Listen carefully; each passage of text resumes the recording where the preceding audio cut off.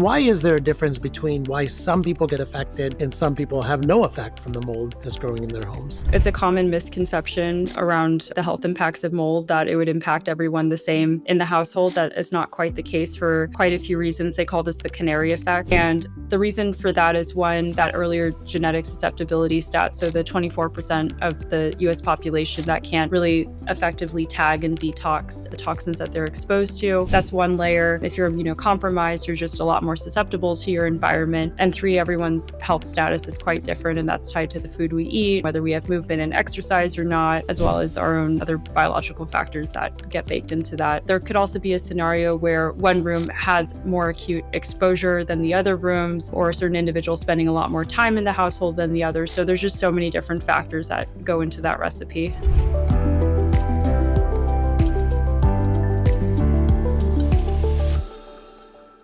The homes we live in are supposed to protect our health, but for millions of people, they're quietly destroying it. I see patients every single day whose symptoms span multiple systems: metabolic dysfunction, immune collapse, neurologic decline, and every conventional test comes back normal. When the body is clearly failing, but the labs say otherwise, the answer is often not inside the patient's labs at all. It's probably something in the environment that they return to every single night that's causing the dysfunction.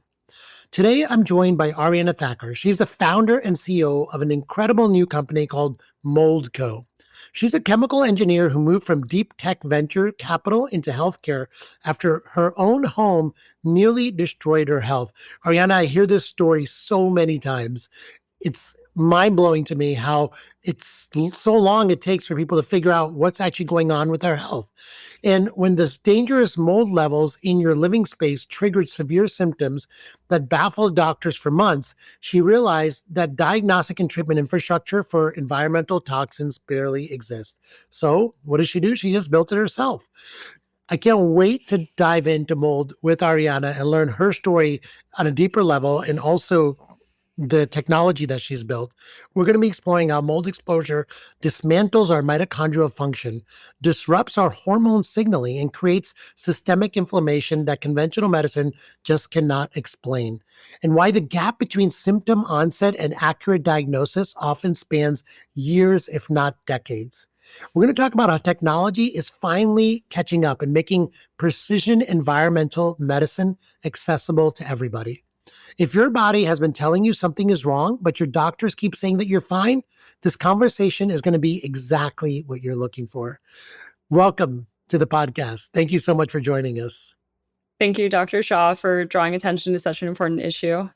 Yeah, it's really an important issue, and I'm really glad that you're here to talk about this very important topic. And, before, when I was in a traditional medicine, whenever someone came in with all of these vague symptoms all the time, they basically were ignored. I mean, we didn't know what to do with them. There wasn't not really a pill that we could prescribe them. The lab work didn't tell us anything of use, and so we just kind of said it's probably all in your head, or it's something we can't do anything about, wait it out. So is that kind of what happened to you?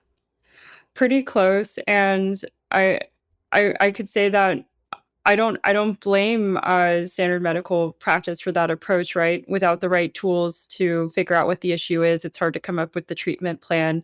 Essentially, my story was being ping-ponged to different specialists. And like you said earlier in the podcast, most of the labs showed up largely normal. So it was even more confusing what was going on. Right. And so then what was like the breakthrough moment for you, Ariana, where you figured out your symptoms were due to something else besides what traditional medicine had to diagnose and offer?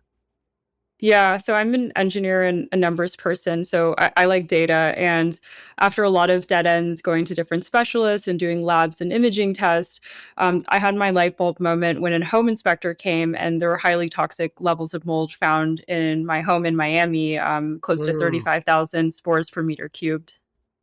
Wow. Okay. So I don't think many people know what is the dangerous levels of that, but we'll get into that in a little bit, because Yeah. I really think before we talk about mold as a diagnosis or how to treat it, I'd love to hear from you kind of the symptoms that you were suffering, and that, I'm sure you're talking to a lot of people with mold. Kind of what are the things that people are suffering with that lead you to maybe look into mold as a potential diagnosis? Yeah, absolutely. So you touched on this briefly, but mold-related illness shows up as a multi-system illness in the body. So it's not just one acute symptom, for example, a persistent migraine, but it shows up as several symptoms across several systems in the body. So Yeah. that includes brain fog, fatigue, gastrointestinal issues, frequent urination. That's touching across different parts of the body, not just one symptom. So that's just one of the signs biologically and then in your environment too. So some of the telltale signs includes visible mold, of course, but also an earthy, musty odor, history of leaks, water damage, and flooding. And some of the less obvious signs also includes peeling paint, warped floors, and cracking walls. So these are just some of the signs in your built environment and in your body to look for. Yeah, and I think a lot of people, they're looking at their first of all their symptoms in their body, and they don't know what they're due to. So I see a lot of women that come to our clinic, and they're in their mid 30s or 40s, and they're experiencing like perimenopausal types of symptoms. And I think a lot of times it gets discounted to maybe perimenopause or hormone deficiencies, nutrient deficiencies as well, and you mentioned frequent urination is also a symptom. Yeah, so frequent urination to the point where you're getting up in the middle of the night to use the bathroom. Mhm. So that's one of the telltale signs, and 100% on the women's health issues. Dr. Scott McMahon, our medical director, has seen that across his patient population. He estimates roughly 2/3 of his female patients experience multiple miscarriages, missed periods, painful periods, heavy periods, as well as other hormonal disruptions too. Yeah. And so, is there also a relationship with infertility? That is our guess based on what we're seeing so far. And we've also seen anecdotes too of once individuals are out of the mold environment and after treatment, they do end up being able to have children. So it's Hmm, still very early to make that claim, but we're already seeing some promising signs. amazing. And you mentioned gut health as well. Kind of what are some of the symptoms people experience with their gut? Yeah, it shows up as IBS type symptoms, so Hmm. alternating constipation, diarrhea, as well as food sensitivities. A portion of our patients also have elevated anti-gliadin antibodies too, so they have a sensitivity to gluten. It's often recommended that we cut out gluten from our diet. For some of our patients. So these are just some of the GI issues. There's often as well abdominal pain too. Yeah. And then I think some of the more kind of obvious symptoms, or maybe not so obvious, are upper respiratory symptoms and um, asthma, inability to breathe, runny nose. Can you talk about that a little bit? Yeah, there is a study that attributed 21% of asthma cases to mold and dampness. So, mold related illness is a different animal from the respiratory illnesses that we Wow. see, such as asthma and fungal infections, too. So, there's also allergies when you have mold exposure. So, mold related illness is more so the inflammatory response to mold in your environment. So, your first line of defense, your immune system goes haywire, and then you experience this ongoing, even sometimes chronic inflammation in the body due to mold in your environment too. But there are some patients that have overlap with the respiratory illnesses as well as mold-related illness.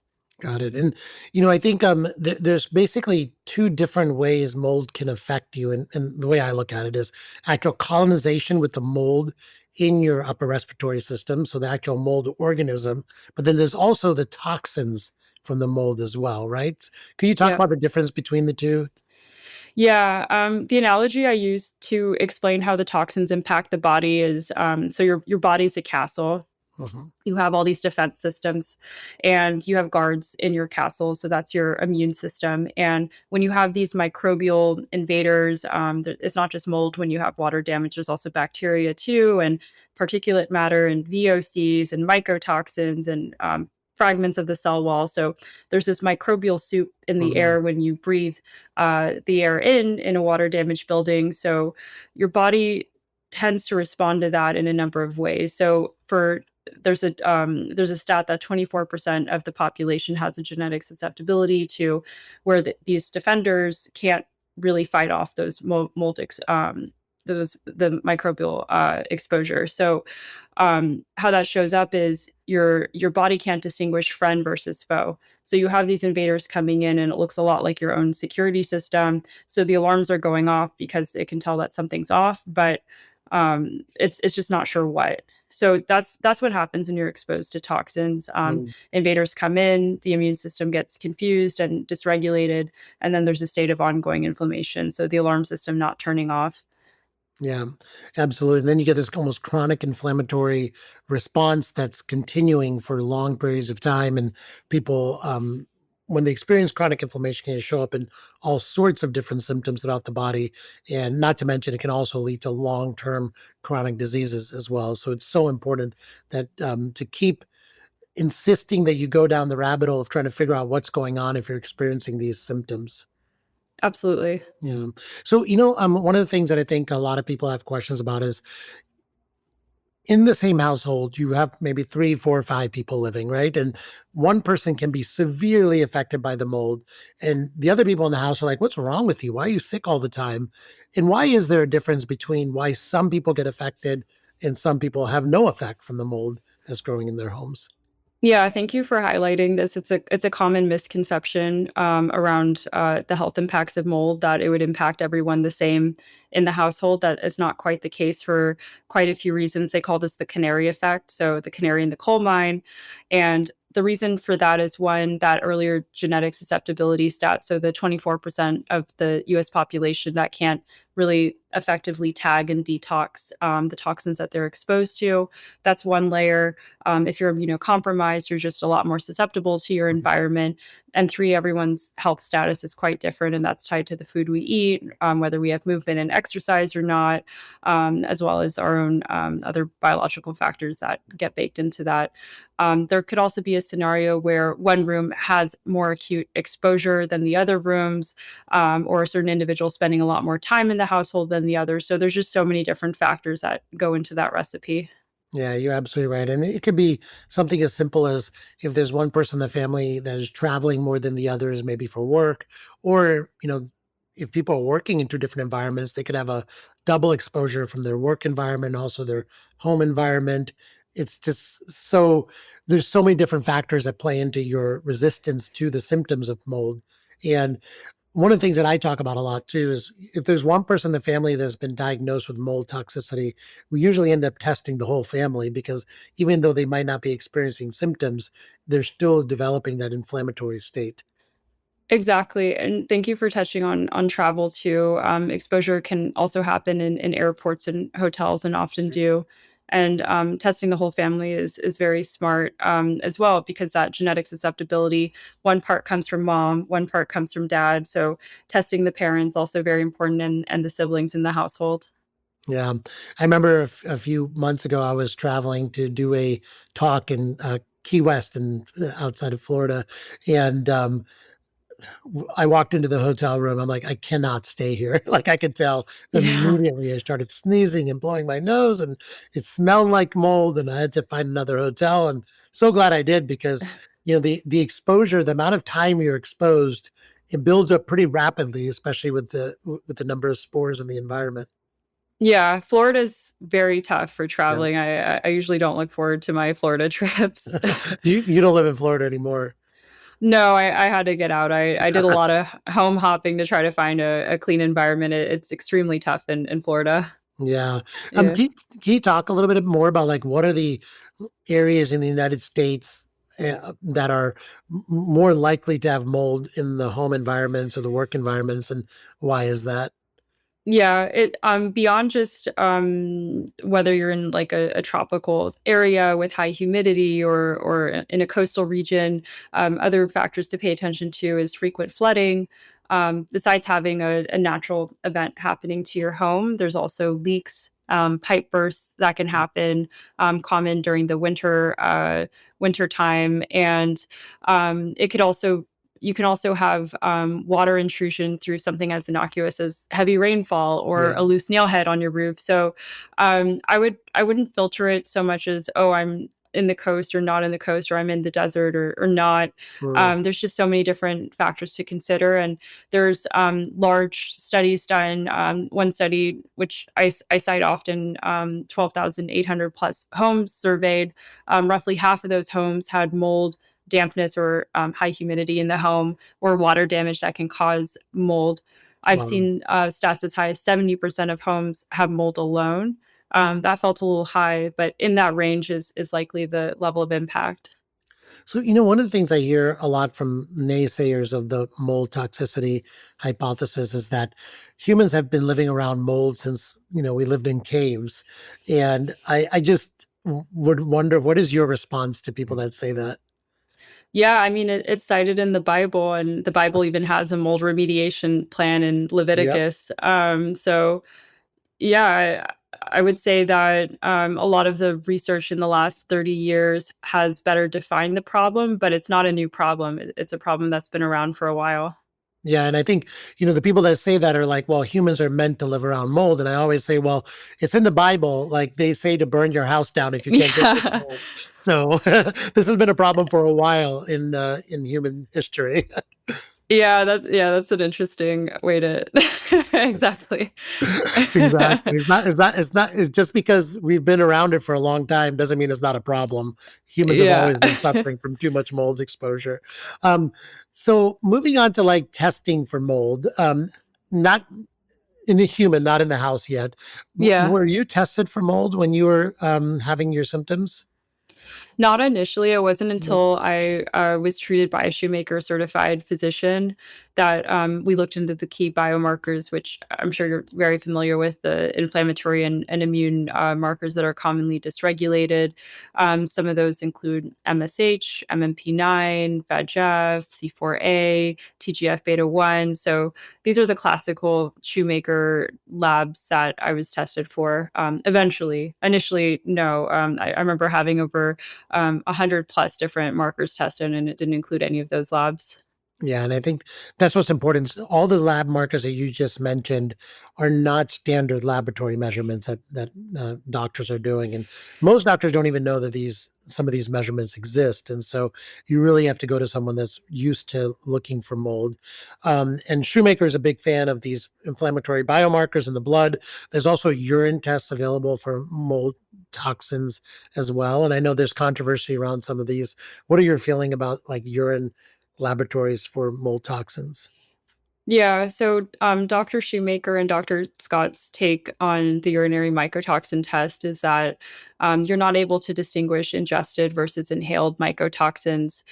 So it's not really giving you a clear signal. And just because the test is high doesn't mean that's necessarily a bad sign. It could mean that your body's just effectively detoxing what's in your gut. So it's not really giving you a clear signal, and it answers a question that exposure happened, but a more interesting question to answer is what are the health impacts from that exposure. So that's what these other markers help answer more effectively. Yeah. And the way I look at it is that you need to paint a picture around the patient about, you know, from the history, what's going on with their symptoms. Does it fit a mold related pattern? Is there reasons to suspect exposure at the home or the work or the travel environment, combined with what are the systemic effects from blood markers, and are there urinary signs or metabolites of mold toxins as well? And so we just paint a picture, and there's not just one test, and that's what's really um, difficult about mold and why so many people don't end up getting diagnosed for a long time. There's not one test that says you have mold toxicity. It has to be a picture that you're painting. And what I always tell people is that we can paint the picture, but at the end of the day, we have to test your environment, and we have to do see what happens when you're not in that environment and see if you get better, right? And so that's kind of where we end up usually.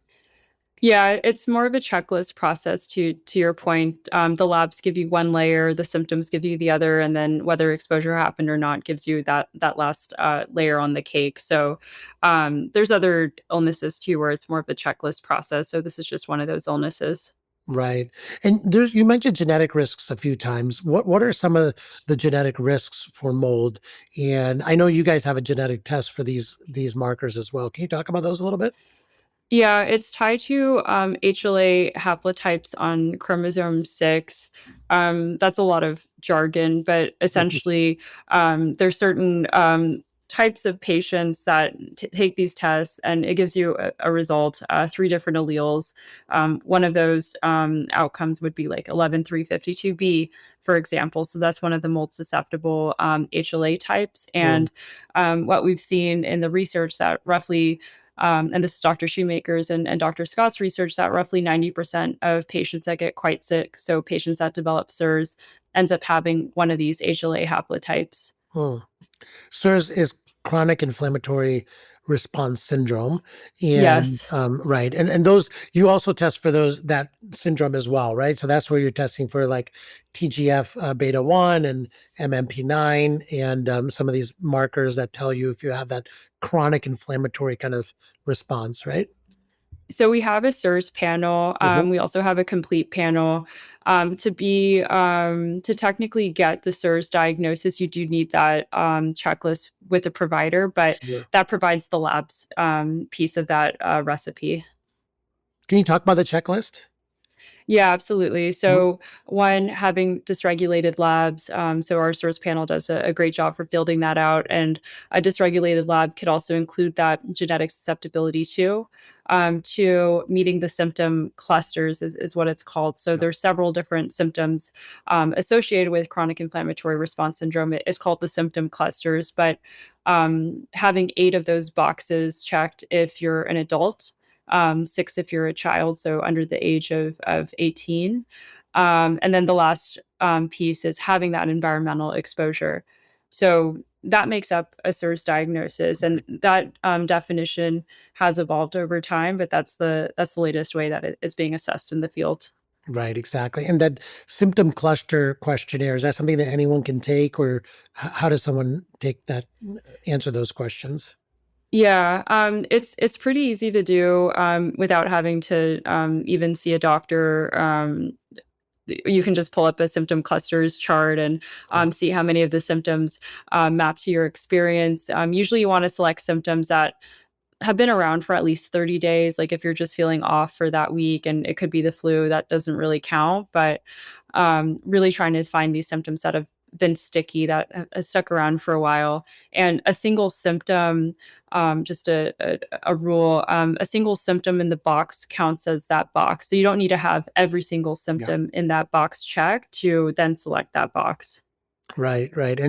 People can find these symptom cluster questionnaires online, and they can take them themselves. And that's something that people can do for free and see if they at least have the symptoms. And that can then lead them to then getting the blood test done. And I think you have the blood test. These can be ordered directly through Moldco, right? And do you send them to their home, or do they have to go to a lab to get these, or how does it work? Some of our labs are sent directly to the patient, and then the other set of labs are done at LabCorp. So super easy. There's around 2,000 LabCorps in the Yeah. country, and the labs are also fairly affordable. We offer the starter panel at around cost. We even lose a little bit of money on that, so it's only a $99 Mhm. panel for patients. Yeah, that's a really good way to kind of get the next set the next item that they need in this diagnostic pathway. And then the last piece you mentioned is actually getting your home environment tested, right? So can you talk about that and how that works? Because I know there's a lot of ways to do that. And Yeah. some people, if you talk to them, they're like, you have to have a professional come out for thousands of dollars to do it. Can you take us through kind of your pathway on testing your home for mold? Yeah, my favorite approach is dust testing, and that's something done by, I would say, the far majority of Shoemaker certified physicians No. too. So the way that works is you get a Swiffer pad in the mail, you wipe down different surfaces in the home. You try to keep it to a single Swiffer pad per room, so you don't want to wipe down your entire home with a single pad.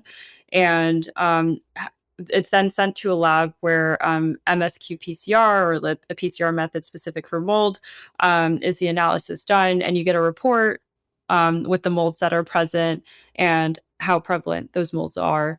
And also included in that report is whether that score is low, medium, or high. And the way that that data was collected was across 1,000 different homes. So that's what's informing that score.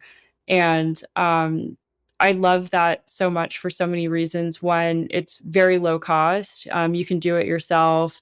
It doesn't take much time, and it gives you a clear read on whether exposure is happening in the home or not. The downside of that test, though, is that it's a historic fingerprint of what's been going on in that room. So if you've had remediation since that test was done, it's not going to give you an accurate signal. I see. Got it. So if you already have remediation, how long do you have to wait before retesting? It's more so that historic mold could be settled in the dust. So if there wasn't a well done cleaning job after the remediation, it won't give a clear signal. So if everything was like very tidy after the remediation and all the dust was clean, then I think that would be a clear signal. But if not, then you run that risk. Got it. Got it. And so what can people do in general for the home environment to prevent the mold colonization in home? Like, what are some of the things that people can do just preventatively, assuming, say, they do a test and there's no mold in their home, but they want to make sure they don't get mold? What are some of the things they can do? Yeah, some of the easy ones are high indoor humidity, monitoring for that, keeping that below 70%, ideally. Something else you can do as well is run air purifiers, just to maintain clear air in the home. Something else that can be done is being aware of leaks or water damage and addressing those issues fairly rapidly before the water gets to sit there beyond 24 to 48 hours. So just responding very quickly to water damage events in the home. Right, right. And then say you notice mold on a wall, right? Can someone clean that themselves? Does it need to be removed with a professional mold remediator? What are your thoughts around that? Yeah, it depends on how extensive the damage is. We're a little bit more cautious with our patients just because they're coming to us quite sick. So we prefer if a certified inspector, ideally with like NORME or IICRC or ACAC certification, comes in and assesses the issue. So we would just prefer a professional to check it out. Typically, though, we don't recommend the use of chemicals or biocides for the removal. Our preference is to cut out the material and replace the material. Got it. Yeah, I mean, I think one of the reasons that I think a lot of people don't get their home checked for mold is it's expensive, right? And so it's expensive both for to get someone in there to test for it.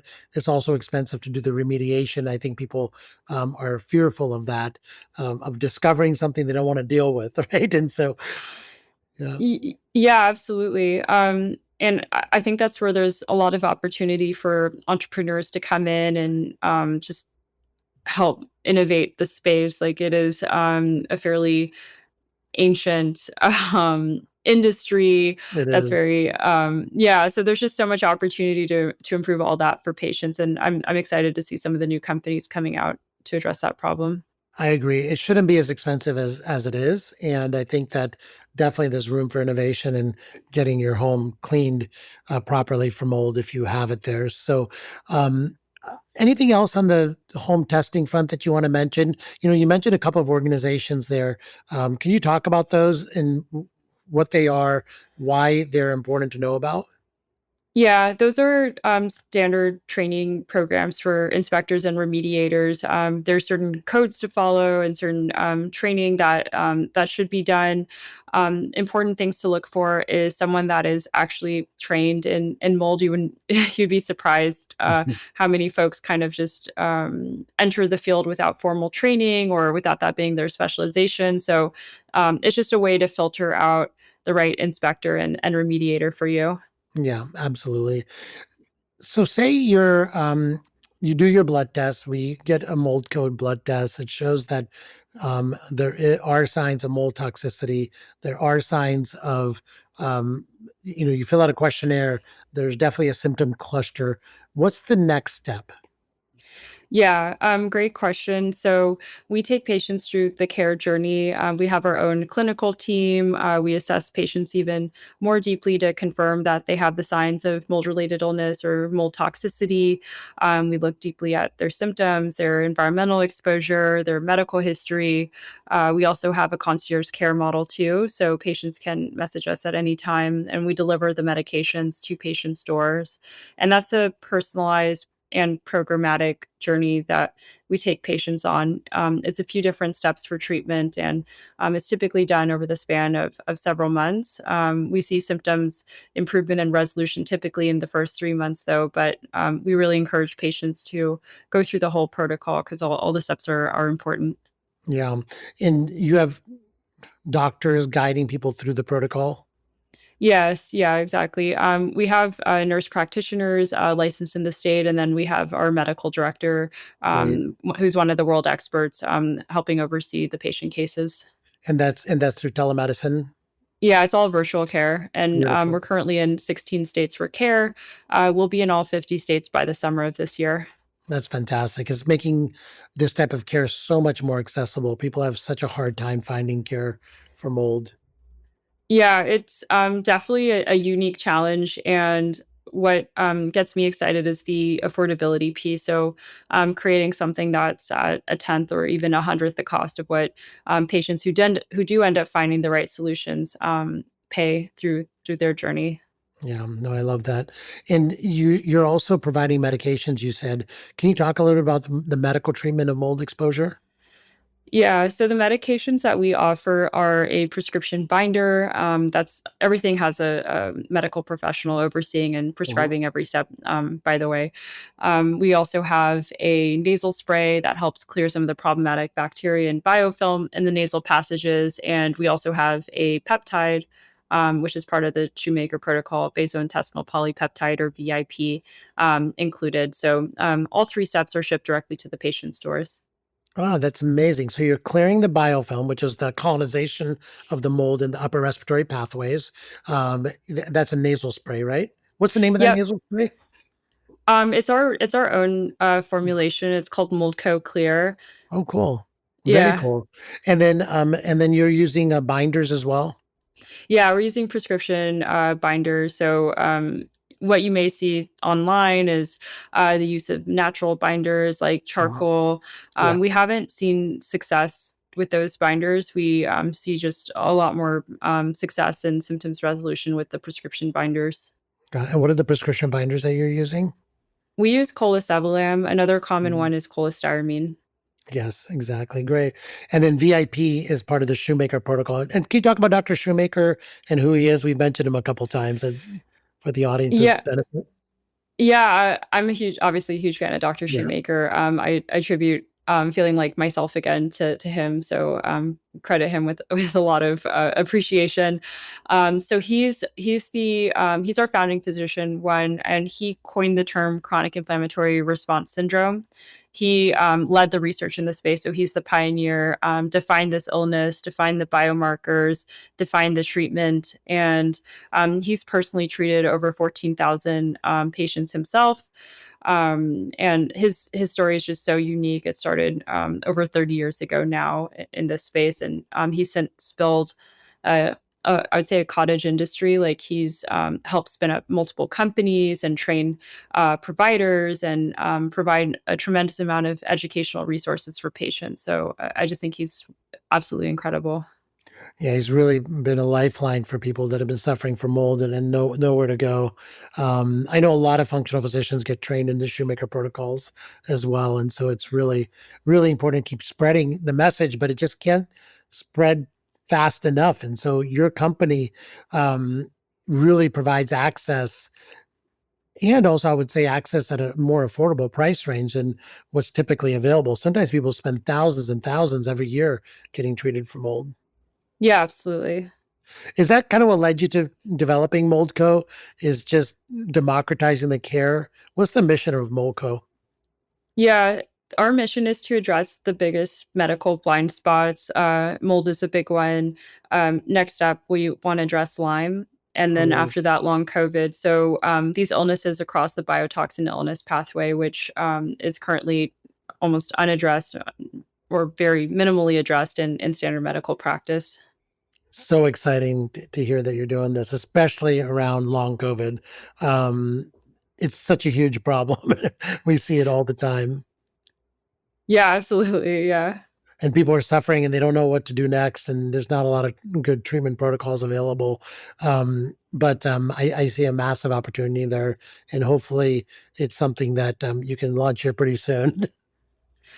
Yeah, and we've been tracking a lot of it, it's I say our research extends beyond Dr. Shoemaker's initial Yeah. work. So we've amassed the world's largest data set Cool. for the mold health connection. So thousands of biospecimens, close to 10,000 patient history forms. We're tracking the research of other groups too. So we're just looking for the best in class biomarkers and treatment approach to help bring that to patients very efficiently and affordably. So I'm just really excited about some of the promising research coming out by groups even outside of our company too. No, that's fantastic. Is Dr. Shoemaker involved with your company as well? Yeah, so he's our founding physician. Amazing. Yeah. Very cool. Very cool. And you also have a couple of other physicians that you're working with that are deep in the field as well. Yeah, so we brought on the world experts in this space, and not just on the clinical side, on the scientific side too. The vision is to expand the R&D within this field. It's so needed, and um, I really hope that mainstream medicine adopt mold care. It should be part of the annual screening visit, right? We should be screening for mold exposure in the home. We should be screening for the common signs and symptoms because it's such a preventable illness if it's just flagged early on and communicated to patients. Absolutely. Yeah, and you hit on the top three there, mold, Lyme, and long COVID. I think those three are such blind spots in medicine right now, and people get so frustrated when they can't get anyone to, first of all, even acknowledge that they have a problem. There's a lot of gaslighting involved, a lot of, blaming it on psychological issues when there really is a problem there. And then finding treatment's even harder.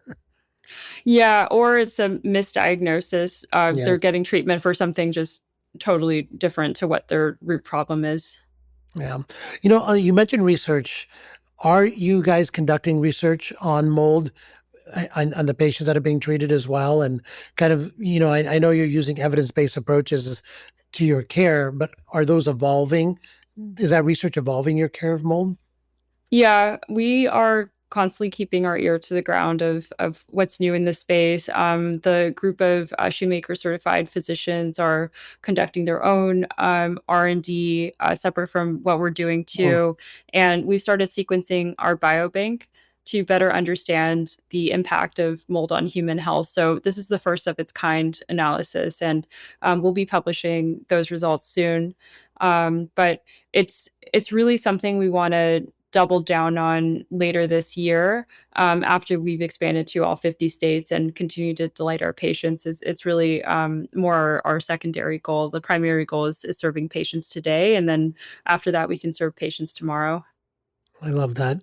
I'm so excited about your company and really democratizing Dr. Shoemaker's protocols and just the whole system. I think it's such a simple system, the way you've set up Moldco to understand diagnostics, home testing, clinical access, and then providing the treatment. And it makes total sense. Oh, thank you. I appreciate that. Yeah. Do you guys also provide resources for remediation of mold in the home? Yeah, so in our concierge care portal, we have our preferred inspectors and Yeah. remediators. So when patients ask us for resources or when they mention they're looking into inspectors or remediators, we give them our top picks. I think it is something we do want to publish and make accessible to even our non-members too. So that's something we're discussing internally. Great. And then is there a way to even provide pricing and what people should expect to pay? And even is there a way to because what I find is a lot of times when you call one mold remediator, it costs X thousands of dollars, and you call another one is X minus Y thousands of dollars. And the pricing just seems to be all over the place. And it'd be great to have some level of transparency about what things should cost as well. I would love that pricing transparency too. I'm like bewildered by how how different these prices are, to your point. I Yeah, had one of our patients get quoted at 1,200 as their lowest quote and 9,000 as their highest quote right. for a simple inspection, and it seemed like roughly the same report at the end of the day. So I'm just a little confused by the pricing there too. Exactly. Ariana, how long did it take for you to feel better and feel like yourself again after first getting started with treatment? Yeah, it was a process. I would say um, I felt like I got my brain back earlier in the process, and then the energy levels and ability to exercise came later. So I would say it took roughly 2 years to get back to feeling like myself again. But within the first 2 months, I felt like I had incredible symptoms relief too. So it was more of this like process over time where I had some layer of the symptoms relieved, and then later on more of the symptoms relieved. So and we see that with our patients as well. Yeah, I agree. That's pretty much been my experience. It takes a few months, and then once the symptoms go away, people just start feeling so much happier because it's kind of like that emotional weight of just feeling like there's nothing you can do about this. You have to live like this forever kind of goes away. Yeah, and you're able to go outside again, see friends again, exercise, do your hobbies, have more space and energy in the day. You're not just at a few functional hours in the day. So showing up in that way every day just compounds over time. Agreed. Agreed. What do you want people out there to know that are trying to advocate for themselves in this whole field of mold and they know they have mold exposure? They're trying to figure it out. Like, what's some advice you can give to them? I would love to just validate their experience. It's something that many of these patients rarely receive, and your symptoms are real. Mold does cause health issues. The labs show up in a fairly repeatable way if you want to verify that, and you're not crazy. Don't believe the gaslighting, and stay persistent to advocate for yourself and your health because there's a path to better health. Absolutely. And I think you've put a lot of the power back into the patient's hands by, first of all, people can just look up online how to take a symptom questionnaire and show that, look, I have these symptoms based on this questionnaire. And secondly, now they can get for $99 a test on your website that shows the biomarkers of mold as well.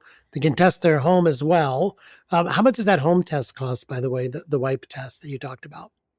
Yeah, it's less than 200 bucks. It's, so much more affordable than an inspector, and we really try to make it not a heroic journey, Right. because that's what it's felt like today. Like, you have to be, almost superhuman, reading all the publications and all the online forums, and essentially getting your mini MD to try to treat yourself and try to find doctors to believe you and even prescribe the medications and give you the lab. So, it's just too much. So removing all of those hurdles and having it not be such a harrowing journey for patients is something we're excited to deliver on. Yeah, it's a really exciting product that you put together, and I really applaud you for it. And thank you for doing it because more people need to know that this is now doesn't need to be a big enigma out there to them whether or not they have mold. They can easily find out for themselves if it's affecting their biology, if they have it in their home, and they can do something about it now. Yeah, thank you. Yeah. How can people find out more about the products and you? Yeah. So moldco.com has pretty much everything you need. If you have questions beyond what's on our website, we also have support at moldco.com. So that's the email address. I read a lot of those emails, by the way. I even sometimes jump in and respond to those emails. So you can send us an email there. We're also on Instagram too. We get quite a few DMs and comments there. So that's at the Mold Company for our handle. And yeah, those are a few ways you can reach out. Ariana, thank you so much for coming on the podcast on Extend. And I look forward to continue the conversation with you. And maybe next we'll be talking about Lime Co. or Long COVID Co. or whatever you decide to name it. Thank you, Dr. Shah. I really enjoyed the conversation. Thank you. Awesome. That was great. Yeah, Thank you. You are such a good host. I love that. I That's just know what awesome. people want to hear, and so I just want to get people a framework, and the way this you presented it is just perfect. So this is awesome. Thank you so much. Thank you. Yeah, and you're so educated on the subject too. It just helps incredibly. Thank So that's so you. cool. Yeah. Yeah. So fun. Ariana, can I do these rapid fire questions with you real Oh quick? yeah. Yeah, let's do it. Okay, great. So first one is, how did your personal journey help you understand mold toxicity? Yeah, it was something I knew 0% about prior to getting sick. So ended up reading hundreds of publications, getting in touch with the world experts. Now it's a absolute obsession. So I would say it's all I think about and want to learn about. What's your personal mission, Ariana, and the mission of Moldco? Yeah, one of my mantras is infinite positive global impact. So, how it shows up in Moldco specifically is addressing these big medical blind spots to help turn the tides on chronic illness and suffering patients. Love that. And how widespread is mold toxicity? That's a great question. We recently published an economic report on this. Our best guess is that there's 25 million Americans severely impacted, and perhaps closer to 50 million Americans moderately to severely impacted. Wow, 50 million Americans. And then what do you see as the biggest challenges to the current mold toxicity treatment landscape? Ooh, on which level? I would love to see a few things happen. Just answering the question in a different way. Mhm. Having a billable code, having an ICD-10 code for mold-related illness would be huge, and having environmental health screening questions at the annual visit, just to increase awareness for patients so that they can prevent what could be a catastrophic health event. There's no ICD-9 code for mold right now? There's not. No, there's one for environmental exposure, but not for the health impacts of Yeah. mold. That just tells you how far behind our system is. Yeah, I know. The NIH just recently updated their page last year to reflect mold-related illness. So the immune impacts, the mood changes, etc. Wow, that's Yeah. incredible. This was fantastic, Ariana. Thank you so much. And anything I can do to help you guys, let me know anytime. If you want me to, I don't know if you want to provide the listeners with any type of like discount code or anything. I can do that, but we'll definitely be linking to your website and everything. Oh, awesome. Yeah, I'll make a custom one for Next Health. Cool. That'll be great. Yeah. You know what I'll Yeah. also do? I'll order one of your tests online, and maybe the home test and maybe the starter panel or something, and just Yeah. film an Instagram video on it, and Oh, and that'll thank be a you. really good way to like, get people to listen to the podcast too. Yeah, thank you. We'll cover that test for you. So I'll set that up by email. Oh, okay, that's awesome, Ariana. Yeah. Thank you so much for Yeah. doing that. Yeah, I think just that way I can show people what the report looks like, how the test is done. And is a starter health thing, is that a home test or is that a lab test? The starter panel is a LabCorp lab draw, Okay. MMP9, MSH, TGF beta 1. And Okay. then the home test is a Hertz Me Too dust test. Yeah, that's a test, right? And Yeah, the SIRS panel, is that a home test or is that also LabCorp? that's a blood test. That's a blood test. Okay, so all of these are, you have to go to LabCorp basically to get them, right? Yes, we do for now. Yeah. Yeah, Yep. we're Okay. looking to actually like ship labs to patients through a CLIA certified labs, but we're still scoping that out. Yeah. No, not a problem at all. And then your Yeah. complete health panel, does that have the genetics in there as well or not? That's a separate order. So we have a Got it. separate product SKU for the HLA test. Got it. Okay. So if you want to get like the full kit and caboodle, you would order Yeah. the complete health panel, the genetic risk test, and the mold home test kit, right? Yep, correct. Got it. And just for my education, the difference between getting the starter health panel and the SIRS health panel, why would someone pick to get a SIRS health panel versus a starter health panel? This is primarily for patients that do wanna understand if they have SERS, Oh, whereas the 3 markers on the starter panel are just the highest signal, got it. markers that are off. Yeah, and there's just also a big cost difference in terms of the Yeah. labs Yeah, but you're too. just trying to make them accessible. Yeah. Very cool. All right. I got it. I can't wait. Yeah. Thank you for everything. If you think of anything, if I can support you in any way, let us know. Thank you. Thank you. All right. Talk more soon. Awesome. Appreciate you. Talk soon. Ciao. Take care. Bye bye. Bye. Bye.